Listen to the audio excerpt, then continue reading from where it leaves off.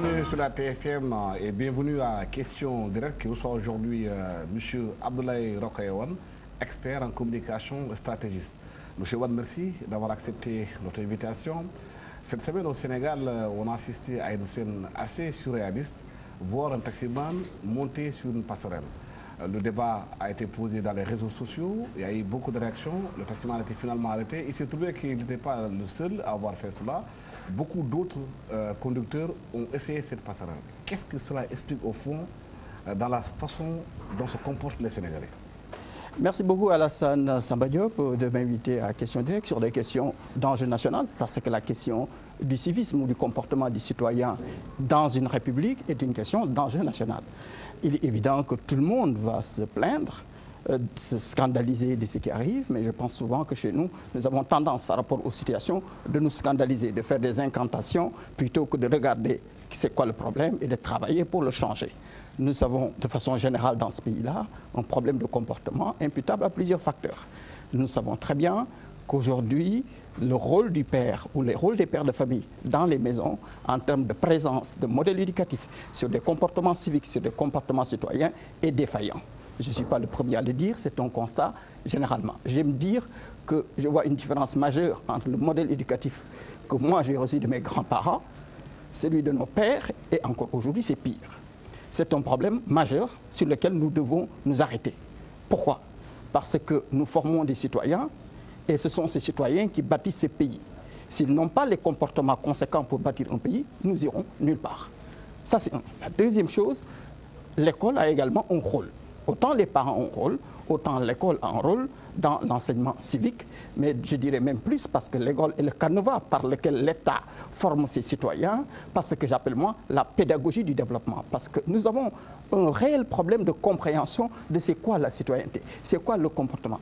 Moi souvent je parle de pédagogie du développement, amener les gens à savoir quelles sont les conséquences des actes qu'ils posent, qu'est-ce qu'implication ça vis-à-vis de la société, vis-à-vis de l'économie, et ça c'est extrêmement important. Si les gens on les éduque, on les informe d'aspect, nous allons avoir des gens plus utiles. Mieux que ça, nous avons également un environnement où la perception de l'exercice démocratique, c'est comme si tout le monde peut faire ce qu'il veut, parce que les gens ne sont jamais sanctionnés. Les gens font des choses tous les jours, tout le monde les dénonce, on ne fait rien pour les changer. Qu'est-ce qui explique la faillite des pères de famille dans les maisons? Pourquoi? Est-ce que la pauvreté est l'une des causes ou bien est-ce que c'est juste pour se donner bonne conscience? Non, c'est les deux à la fois. Il est évident que si les gens sont dans des conditions économiques extrêmement difficiles, ils vont avoir du mal à rester à la maison, s'occuper des gens, parce qu'il faut tout le temps aller bouger pour chercher de quoi nourrir la famille. Dans ça, c'était un. Nous avons particulièrement dans les grandes villes une pression extrêmement importante du monde rural qui est venu en ville, ce qui fait que la combinaison de ces deux facteurs fait qu'aujourd'hui, on est dans des no man's land. Nous sommes dans des environnements où il n'y a pas de règles. Souvent, on dit Dakar de Koudoukhondemle. Ça veut dire que tout le monde est là et il n'y a pas de règles fondamentalement. Donc, il y a la condition économique, mais je pense aussi qu'il y a une certaine faillite des parents. Nous sommes tous responsables. Hein. Nous devons, c'est bien de critiquer les gens, et c'est bon de critiquer l'État quand c'est nécessaire, mais qu'est-ce que nous faisons, nous, personnellement, chez nous, pour changer ces dynamiques? Qu'est-ce que nous faisons vis-à-vis de nos neveux? Qu'est-ce que nous faisons vis-à-vis de nos enfants? Rien, on fait le même constat. Aujourd'hui, il est extrêmement important que notre société, on sache qui nous sommes, que l'on sache d'où nous venons, d'où nous voulons aller. Où nous voulons aller. Ça, ce sont des aspects extrêmement importants. Ce n'est pas le modèle de la socialisation qui a échoué. Parce qu'avant, un enfant, quand il est dans un quartier, c'est l'enfant de tout le monde. Aujourd'hui, vous n'avez pas le droit de taper un enfant dès que vous le faites. On vous amène à la police. Oui, bien sûr, c'était l'enfant de tout le monde parce que nous étions dans une société africaine qui avait une organisation telle que le modèle éducatif qui était à l'extérieur était équivalent à celui qui était à l'intérieur. Ce qui fait qu'on avait les mêmes standards. Aujourd'hui, nous sommes dans des sociétés totalement différentes. La société aussi, elle évolue. Il faut la redéterminer. Nous avons de plus en plus d'individualisme, nous avons de plus en plus de systèmes qui est totalement différent du système qu'on avait, mais nous n'avons pas réinventé un nouveau système plus adapté. Nous continuons à constater qu'il y a un problème sans rien faire. Il nous faut rebâtir notre propre société. Mais ça, c'est la responsabilité de tout le monde, des intellectuels, des citoyens. Une fois encore, on le parlera, on le répétera tout le temps, tant qu'à un moment, nous ne créons pas les conditions de voir quelle est notre citoyenneté, d'être autour de la table pour discuter des profils, revoir l'instruction civique, revoir les comportements partout. avoir une vision partagée de notre citoyenneté dans la perspective des schémas de développement que nous n'irons nulle part. Il y a évidemment la responsabilité des pouvoirs publics, mais aussi de la société civile et de nous. Donc globalement, on a donné l'exemple de ce taxi qui est pour moi un élément non seulement scandaleux, mais en même temps content de l'initiative du ministère des Infrastructures pour tout de suite porter plainte. Parce que ça prend cela. Il nous faut avoir des exemples. Tout le monde sait qu'ici nous avons des taxis et qui pour l'essentiel sont des analphabètes. Une façon aussi de régler ces questions, c'est l'éducation pour tous. C'est d'encadrer les gens. Au-delà de l'éducation pour tous, il faut structurer. Vous avez au Sénégal, je pense que c'est le seul pays, ou peut-être en Afrique, en tout cas partout, où le nombre de licences de taxi n'est pas limité. Tout le monde peut avoir un taxi. Tout le monde se lève, il sait conduire, il a un permis, il peut avoir un taxi. Mais ça ne fonctionne pas comme ça. Mais si nous avons ça, nous avons des comportements conséquents. Mais qu'est-ce qui explique aujourd'hui, malgré ces constats qu'on a fait, cette inertie, une sorte de... Oui, on constate, le Sénégal semble d'un pays de constat. Et pas de réaction, pas d'action. Mais ça, c'est notre responsabilité commune. Hein. C'est la responsabilité de l'État, c'est la responsabilité des médias, c'est la responsabilité des citoyens. Un moment, si on ne fait pas attention, je le répète toujours, il va se passer quelque chose qui fait qu'on sera obligé d'être confronté à ces dynamiques-là. Globalement, nous sommes dans un pays qui a des qualités, nous sommes dans un pays où il y a la paix, nous sommes globalement dans un pays où il y a une relative sécurité, nous sommes dans un pays où il y a une certaine qualité vive. C'est un patrimoine que nous devons préserver. Il est de notre responsabilité commune de voir comment travailler sur ces questions-là. Et ça, c'est au-delà de toutes les contingences politiques. Il y a un profil des citoyens. J'aime dire qu'il n'y a de richesse que d'hommes. Les pays se développent par la valeur intrinsèque des individus qui les composent. J'aime donner l'exemple d'Israël. Comptez le nombre d'Israéliens dans le monde. Ils sont 15 millions. Ils sont partout présents. Ils sont puissants partout. Israël, il n'y a rien. Il n'y a que des pierres.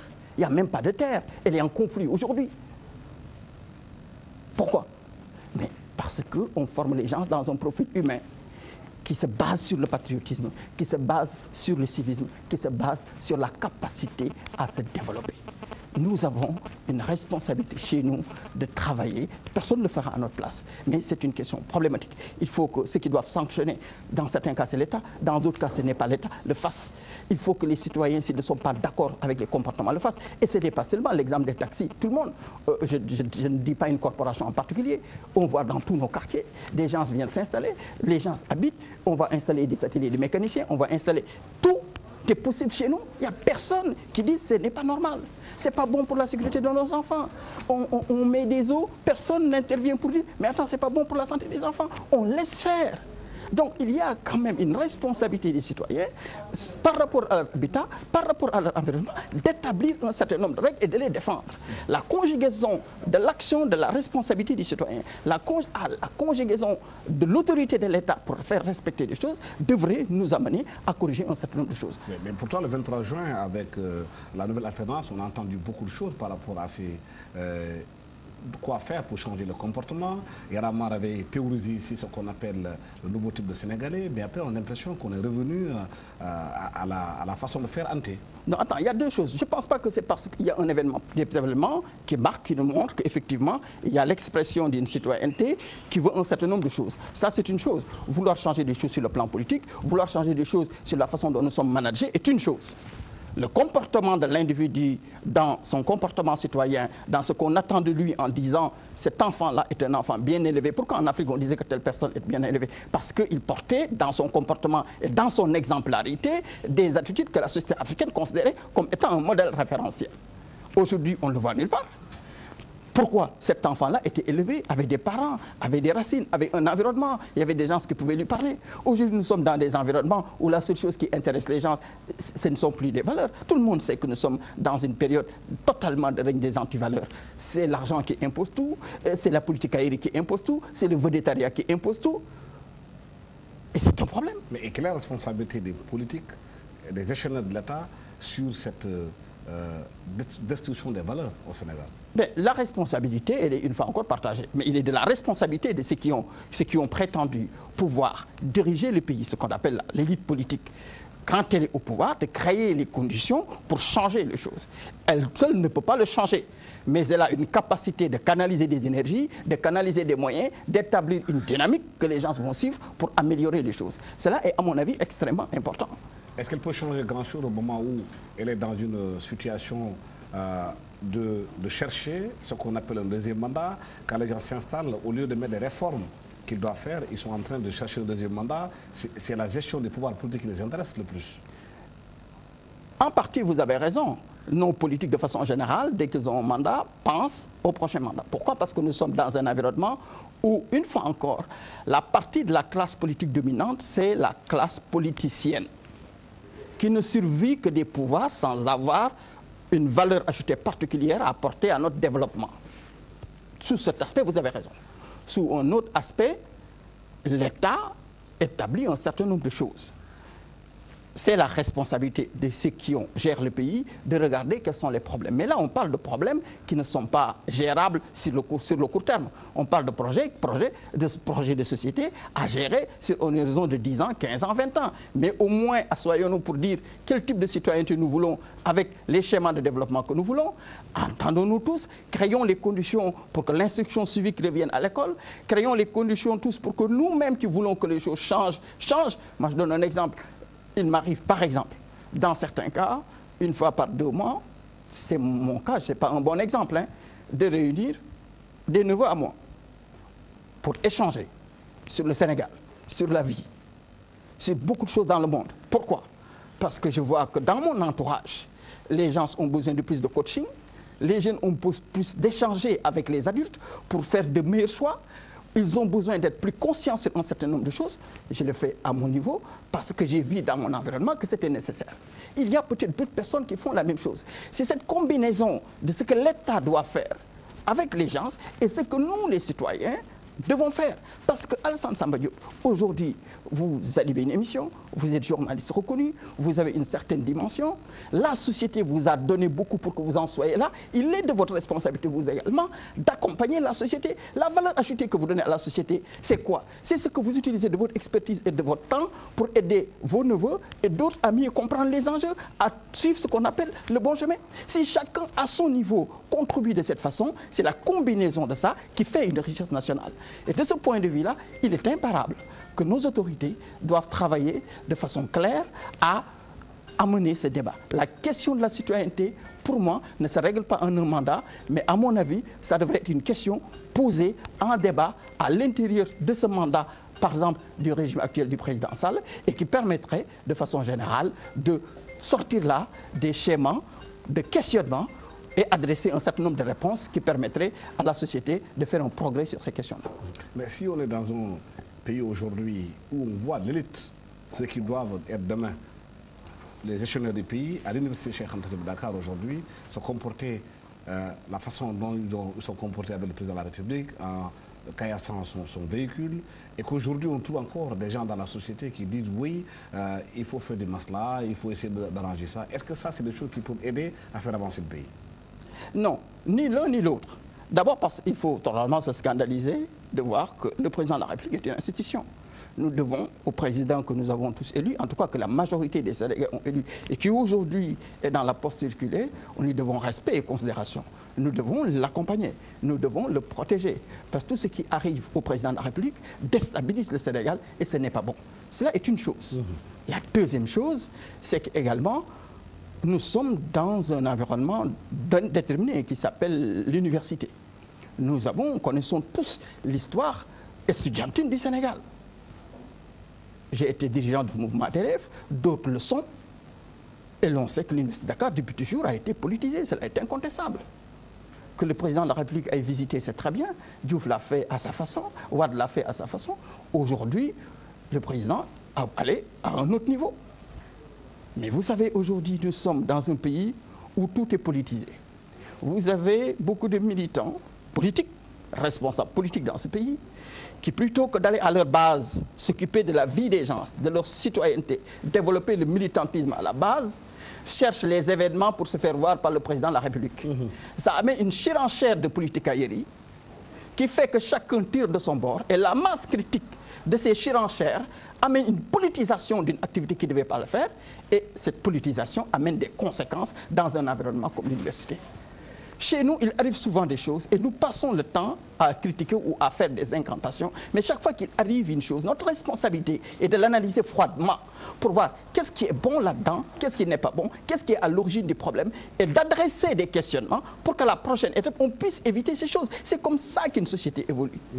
Évidemment, il faut totalement réprimer, je dirais pas réprimer, il faut totalement dénoncer ce qui est arrivé, mais en même temps, il faut analyser froidement pourquoi il y a une politisation si importante, une politisation partisane si importante, qui pour moi est due non pas auprès de l'autorité publique, mais par tous ces hommes politiques qui essaient de se faire valoir pour avoir des rapports, des renseignements ou d'autres, montrer que telle personne a mobilisé plus que telle ou telle personne. Ceci est antinomique. C'est le président qui se déplace, c'est l'institution, c'est pas un événement de politique politicienne, et c'est ça qu'on doit arrêter chez nous, partout où l'on se fait. Mais chaque fois qu'il y a un événement public qui est un événement pour tout le monde, il y a une récupération de la politique partisane qui enlève l'impact de cet événement, et ça, c'est pas bon non plus pour le président de la République. Mais justement, est-ce que cette politisation à outrance dans la société sénégalaise, ces comportements, dans un environnement, on parle de plan Sénégal émergent, on parle d'économie, est-ce que ce n'est pas justement des goulots d'étranglement pour ce plan Sénégal émergent?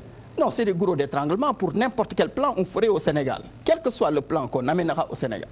Tant qu'on a une domination de la politique politicienne dans les comportements et dans la canalisation des énergies, nous passons à côté de nos devoirs. J'ai écouté la dernière fois, une fois encore, je pense que c'était sur votre plateau, entendre des gens dire qu'en politique, quand on fait des nominations, c'est 80% de confiance et 20% de compétence. C'est totalement un non-sens. Quand on gère le bien collectif, c'est totalement l'inverse. La confiance est une approche subjective. Et quand on gère le bien collectif, on s'appuie sur des approches objectives. Parce que c'est un bien de la communauté. Il faut transcender toutes les subjectivités pour aller vers l'essentiel de ce qui permet à la collectivité d'avoir un bien collectif. La confiance peut être 20%, mais pas l'inverse. Pas la confiance à 80%, 20% compétence. Mais pour dire quoi? Tout ça, ce qui l'amène, c'est une vision que nous avons de la politique. Aujourd'hui, quel que soit le plan, si nous ne sortons pas de ça, nous n'irons nulle part. On peut beau parler, on va aller nulle part. Est-ce que ces comportements sont de nature demain à faire de sorte que le plan Sénégal émergent réussisse? Non. Est-ce que le comportement du citoyen, qui n'est pas républicain, qui n'est pas civique, est de nature à aider à ce que le plan émergent Sénégal réussisse? Non. Pourquoi? Parce que quelle que soit la pertinence du programme, quelle que soit la pertinence du plan, si les individus qui construisent la nation n'ont pas le comportement remarquable en termes de travail, en termes de mobilisation, en termes de capacité d'épargne, en termes de protection du bien civique, tout ce qu'on aura développé va se perdre et on va encore chercher des emprunts pour aller racheter des bis détruits, pour aller racheter une rampe ou une autoroute qui a été gâtée par des comportements non civiques. Ce n'est pas bon, c'est notre responsabilité commune. Je le répète, ce n'est pas seulement la question de l'État, c'est notre responsabilité à tout le monde. Donc le comportement est essentiel dans tout ce qu'on peut faire. Oui, mais ce plan, on en parle depuis pratiquement 2 ou 3 ans. On a l'impression que les Sénégalais ne sentent pas le plan. Ils le voient comme étant une chose que certains politiciens dirigent, les populations à la base ne le comprennent pas.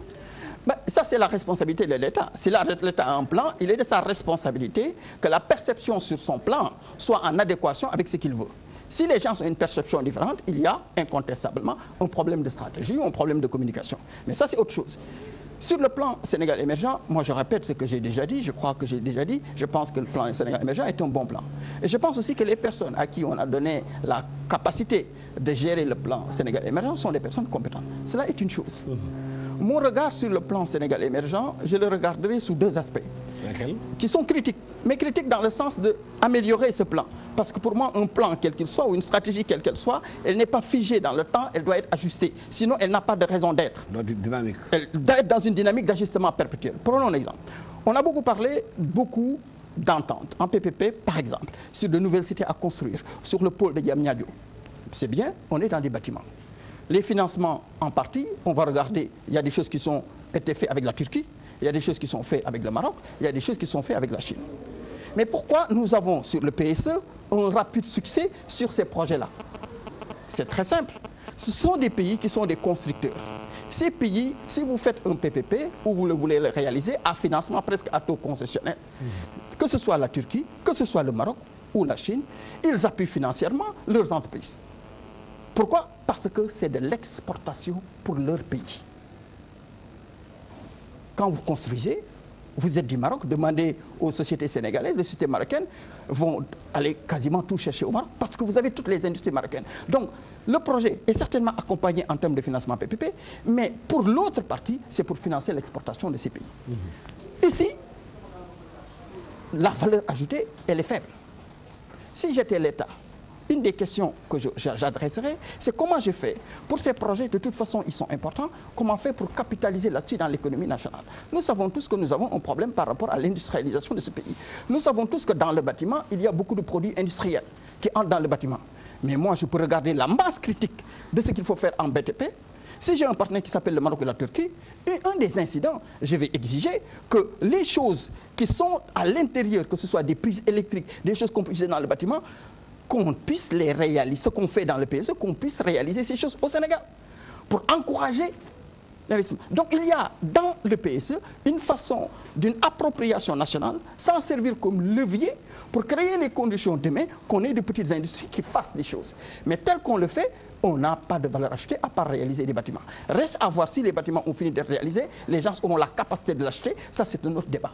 Donc voilà à peu près, c'est exactement, prenons l'exemple sur le plan industriel, moi je crois que fondamentalement la modernisation de notre économie, le secteur où on va tirer le plus de création d'emplois, certainement l'agriculture est importante, mais là on va trouver des salaires, revenus importants, c'est dans le secteur industriel. Je ne sens pas, par exemple à mon niveau, dans le PSE, une incidence forte dans le secteur industriel. Et alors que là, on a un levier extrêmement important. Regardons le même levier dans le secteur minier. On se plaint tout le temps du secteur minier. Nous avons des sociétés minières qui viennent exploiter. Ces sociétés minières ont des conventions claires avec l'État. Mais nous ne sommes actionnaires d'aucune société minière en exploitation. Pourtant, les sociétés minières, dans la convention qu'ils ont avec l'État, donnent certainement 10% d'actions gratuites à l'État du Sénégal, mais donnent la possibilité à l'État du Sénégal d'acquérir 25% de l'actionnariat. C'est quoi? C'est dû à quoi? La faiblesse de la négociation de l'État, c'est ça? Non, cette disposition est dans la convention. C'est à l'État de l'appliquer, de dire, écoute, moi j'ai l'argent pour acheter 25% et être présent dans l'actionnariat.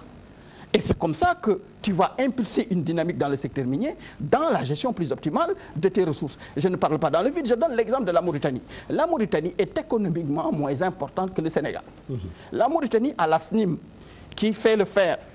Mais la SNIM, il n'y a aucun grand groupe mondial qui va aller en Mauritanie négocier une concession dans le secteur du fer sans que la SNIM n'exige 50% des actions. Parce qu'elle est structurée.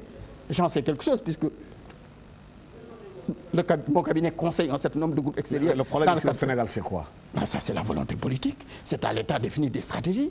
Mais nous ne voulons pas, si nous ne pouvons pas développer notre pays, si nous n'avons pas ce que j'appelle mettre chez nous. Mettre chez nous, ça ne veut pas dire que nous ne développons pas des partenariats. Mettre chez nous, ça ne veut pas dire que nous n'amenons pas des investisseurs.